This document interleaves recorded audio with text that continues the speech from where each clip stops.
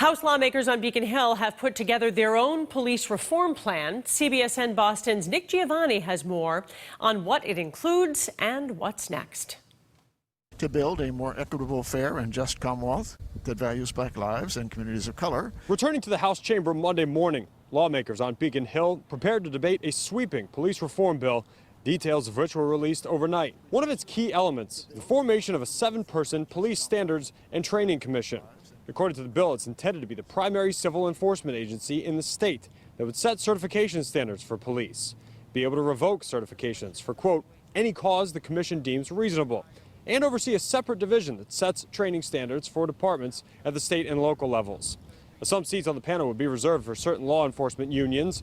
Others would go to people appointed by the governor and attorney general. The bill also bans the use of chokeholds, limits the use of facial recognition technology and biometric surveillance by public agencies.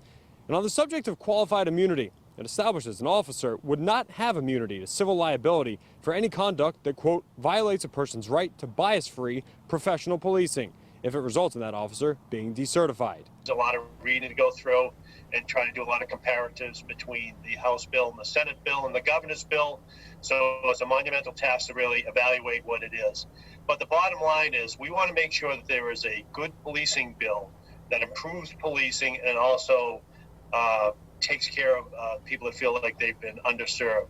So that's very important to us. But we also want to make sure that we're doing it right. Yarmouth Police Chief Frank Frederickson says there's some anxiety from his perspective created by the timing to pass a bill, down to 11 days left in this legislative session. A debate is scheduled to begin later this week. Reporting in Boston, Nick Giovanni, CBSN Boston.